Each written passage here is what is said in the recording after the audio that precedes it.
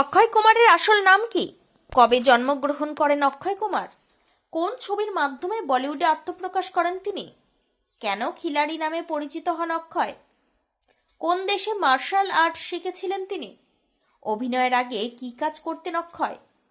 কোন ছবির জন্য জাতীয় পুরস্কার পান তিনি? অক্ষয় কুমারের স্ত্রীর নাম কি? কবে পদ্মশ্রী সম্মান পান অক্ষয়? কেন অক্ষয় কুমার তরুণদের অনুপ্রেরণা? এই সবই থাকছে আজকের ভোরের আলোয়। বলিউডের জনপ্রিয় অভিনেতাদের তালিকায় অন্যতম পরিচিত নাম অক্ষয় কুমার। তবে আজকের এই সফলতা রাতারাতি আসেনি। দীর্ঘ সংগ্রাম, কঠোর পরিশ্রম এবং অদম্য ইচ্ছাশক্তির জোরে রাজীব হরিওম ভাটিয়া থেকে তিনি হয়ে উঠেছেন কোটি কোটি মানুষের প্রিয় অক্ষয় কুমার। অভিনয়ের পাশাপাশি শৃঙ্খলাপূর্ণ জীবনযাপন এবং মার্শাল আর্টের দক্ষতার জন্য তিনি বরাবরই আলাদা পরিচিতি পেয়েছেন। 1967 সালের 9 সেপ্টেম্বর পাঞ্জাবের অমৃতসরে জন্মগ্রহণ করেন অক্ষয়। তার বাবা সামরিক বাহিনীর সঙ্গে যুক্ত ছিলেন। ছোটবেলায় দিল্লির চাঁদনি চক এলাকায় থাকলেও পরে পরিবার নিয়ে মুম্বাইয়ে চলে আসেন তিনি। মুম্বাইয়ের ডন বস্কো স্কুলে পড়াশোনা করার পরে গুরু নানক খালসা কলেজে ভর্তি হন। তবে পড়াশোনার চেয়ে খেলাধুলা ও শরীর চর্চার দিকে বেশি ঝোঁক ছিল তার। ছোটবেলা থেকেই মার্শাল আর্টের প্রতি গভীর আগ্রহ ছিল অক্ষয়। তাই কোয়ান্ডোতে ব্ল্যাক বেল্ট পাওয়ার পরে তিনি আরো প্রশিক্ষণের জন্য থাইল্যান্ডের ব্যাংককে যান। সেখানে মুই হোটেলে প্রধান ওয়েটারের কাজ করেছেন। জীবনের কঠিন সময়গুলিতে নানা ধরনের কাজ করতে হয়েছে তাকে। এমনকি ঢাকার একটি হোটেলেও কিছুদিন শেফ হিসেবে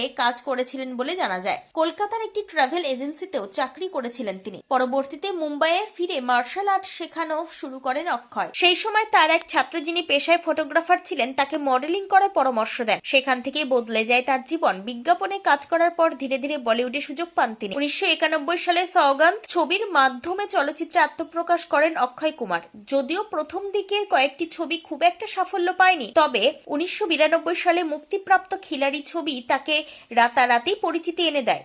সেই ছবির সাফল্যের পর থেকে তিনি বলিউডে খিলাড়ি নামে জনপ্রিয় হয়ে ওঠেন। 90-এর দশকে একের পর এক অ্যাকশন ছবিতে অভিনয় করে দর্শকদের মন জয় করেন অক্ষয়। মোহরা, মে খিলাড়ি তু আনাড়ি, সুহাগের মতো ছবিতে তার অভিনয় ব্যাপক প্রশংসিত হয়। পরে তিনি শুধু অ্যাকশনেই আটকে থাকেননি, কমেডি, রোম্যান্স, নাটক সব ধরনের চরিত্রেই নিজের দক্ষতার পরিচয় দিয়েছেন। হেরাফেরি, গরম মশলা, ভুলভুলাইয়া, রুস্তমের মতো ছবিতে অভিনয় করে নিজেকে আরো বহুমুখী অভিনেতা হিসেবে প্রতিষ্ঠা করেন। ব্যক্তিগত জীবনে অক্ষয় বরাবরই চর্চার কেন্দ্রবিন্দুতে থেকেছেন।